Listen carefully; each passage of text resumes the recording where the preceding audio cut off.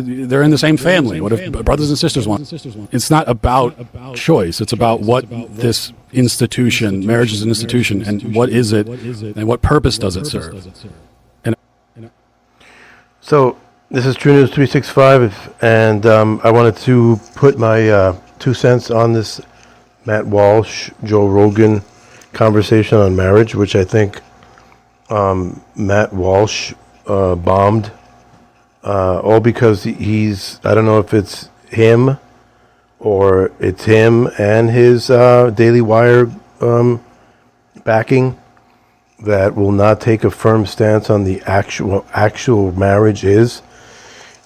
So he's talking about people who want to reinstitute marriage, but he himself has not fully stated the truth behind what marriage actually is. And he supposedly is a Roman Catholic, and he supposedly believes the true marriage, what true marriage really is, the institution. It's not just a free-floating institution. It's something that was instituted by God himself, right? And so Rogan is too intimidated, for whatever reason under the sun, to actually be honest about what marriage really is. And if you say, well, it's it's institution between a man and a woman, set forth by God, okay, and for the purposes of a spiritual and a physical union under the eyes of God, of who instituted it, okay, for the flourishing of humanity, not just in procreation, but also in loving commitment and bonding, which also has spiritual importance as well as physical importance. Man, God said, be fruitful and multiply, and that's exactly what he commanded. Be fruitful and multiply. If you have people who do not want to be fruitful in their marriage, and then you have those who cannot, that is, in society, not the norm. It's not the norm. Sure, it could be somebody's decision to do so because they have a cultural decision not to, or they have personal reasons why they do not want to, but it's not the norm.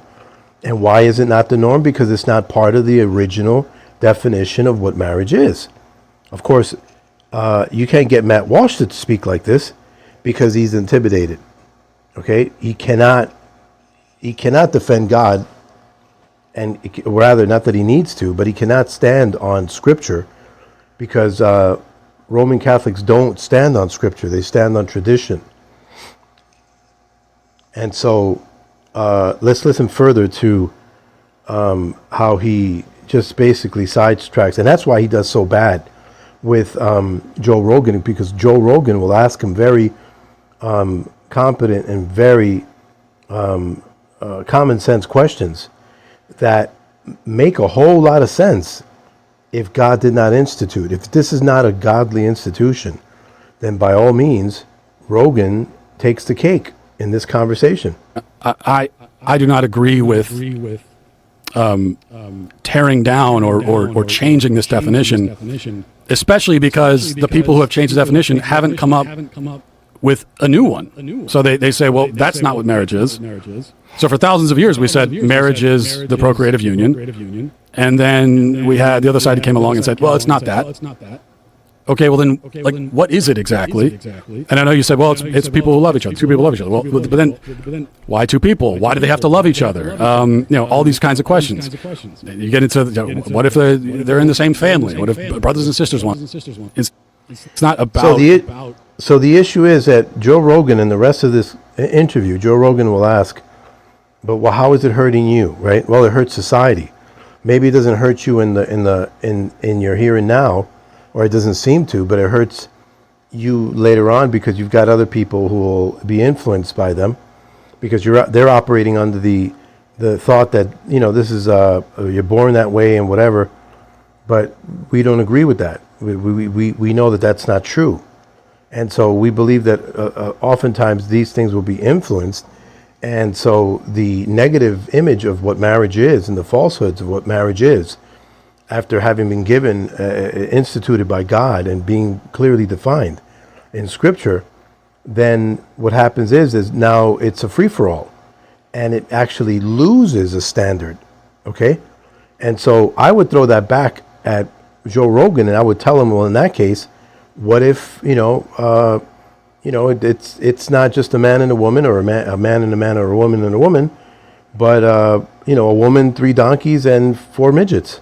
What if that becomes marriage? And so he'll probably say, yeah, well, why not? Because he's got no standard. And because he doesn't see the generational explosion that's going to happen when you change the institution. But my problem isn't with Joe Rogan, because we know where he stands. He believes that he's stardust. He believes that he went from goo to you. That's his worldview. But this guy, Walsh, and this is why I say that, Christians need to, endorse themselves, and they need to stop propagating these conservatives that are not Christian. Once in a blue moon, they'll put a Christian, interview that Christian, and maybe that one episode will probably get half of the viewership that they would normally get. But they're not doing anything for the gospel of Jesus Christ. That's for sure. So, let's stop wasting our time putting these people out. Sure, you can use them for informational purposes, but, stop propagating them and start looking for your local Christian voice, your sound Christian teachers and speakers to really put your money and support over. As far as any kind of subscriptions or paid subscriptions to any of this, any of their podcasts or any of their information, I would go for the freebies, but I would not pay or any kind of subscription, because these folks like this, they call themselves Christian, but as you can see, he can't be very, he can't truly believe if he's not willing to stand on the truth. And this is an opportunity. He gets an opportunity to go on Joe Rogan, which is the most popular podcast in the country right now with this guy. And this is how he flops on the real, absolutes of the institution of marriage. And, Christians all over the place just listening to this guy and the Daily Wire all the time. For information, informative situations, sure. But to be constantly depending on them for truth, we need to make our own truth. We need to propagate and push forward the gospel and confront the culture in a more meaningful way than just the average conservative talking heads out there. Okay? Well, thanks for listening. Take care. Why would God make people gay in the first place? Well, of course I would say it comes from God. If I didn't believe that, then I wouldn't be Christian. Why would God? Okay, there you go. I mean, it's like, at first, this is obviously part of the same conversation that he was having with marriage, where I thought that Walsh really bombed on his defense of marriage. He ended up sounding more arbitrary than Joe Rogan himself, right? And here you have, now he's about to bomb on this question, why would God make people gay? Okay? And Joe, this is what's his name, Walsh? This is his answer. Well, yeah, of course, I wouldn't believe that. If not, I wouldn't be Christian if I didn't believe that. So apparently, Walsh believes that God creates gay people. Okay? And before I criticize all Catholics, I think that on the issue of homosexuality and on the issue of marriage and abortion, you have some Catholics that are out there that'll do way better job than this guy. Okay? Walsh he's a conservative talking head, but he he wants to represent himself as a Christian, and this is what the media wants up front. This is why we have, as Christians, as true Christians, who are willing to stand for biblical truth, need to stop supporting, the Daily Wire. I mean, you can follow up with informative information and stuff like that, but as far as subscriptions or paying into this type of deal, honestly, and that's why Joe Rogan, probably had this guy on here because he seemed pretty successful with that a video that he made on what does it mean to be a woman or whatever, right? And I thought that was a pretty good, he had a really good showing with that. But here, with regard to defending marriage, he bombs. Defending the argument on homosexuality and the born this way situation. I mean, last time I checked, there wasn't a gay gene. Last time I checked, there wasn't a decent argument for this whole thing, other than environmental factors and traumatic experiences and things like that. They're highly psychological and right. But somehow he's just bombing all over the place, and Joe Rogan is mopping the floor with him. I'd make people gay if he didn't want them to engage in gay sex. All people have proclivities or towards different sins, different things that we would call sins. Yeah, but if that's like their fundamental attractiveness, they're attracted fundamentally to other men, or other women. Why? It seems like something that God gave them.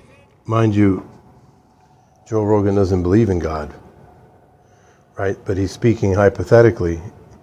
He's saying, why would he make them gay? Why would he make them that way if he didn't want them to perform in that way, right? Obviously, the practicality is too much for Walsh.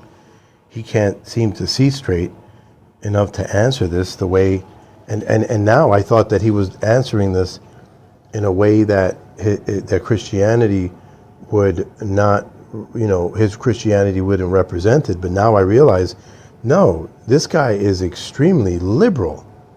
He's a liberal religionist. He's a conservative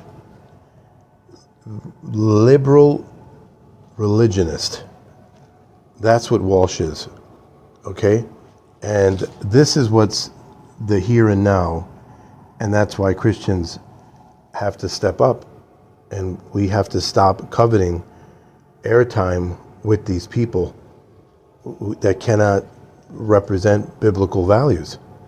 And they want to hold on to traditional values, but they can't argue for them. Okay? So let's bump them to the side, because these guys are number one, they're not giving us an opportunity to speak. They themselves don't want to hear what we have to say, and they're conservative, much less the Joe Rogans. When was the last time Joe Rogan allowed a real conservative Christian up? He wouldn't be able to handle it, and he knows it. He turned into a big profanity speaking goblin if he were to allow someone who can really defend the Christian faith up there. But he won't do it, and there are plenty of them that I can name that would give him an interesting conversation. But everybody wants to buckle to the sensationalism of these talking heads, and it makes my stomach it makes me nauseous. Like, why would God give you an attractiveness, or why would you be attracted to the same sex if that was morally reprehensible, if that was against God's will? Why would he instill that lust and that desire and that feeling of being attracted and feeling of being in love with someone of the same sex? Why would God make people gay? Why would God create bank robbers and not let them rob banks? Right? This is the question, and Someone has to. It's not hard to stand up to those questions. You just have to put your face out there, and you have to be bold enough to stand there. And in the meantime, people like Walsh are just going to be, shoved around, and he's not going to make a good defense. And he's going to, if anything, he just makes Christianity look bad, and yet he's probably not even Christian. I think it's pretty sad.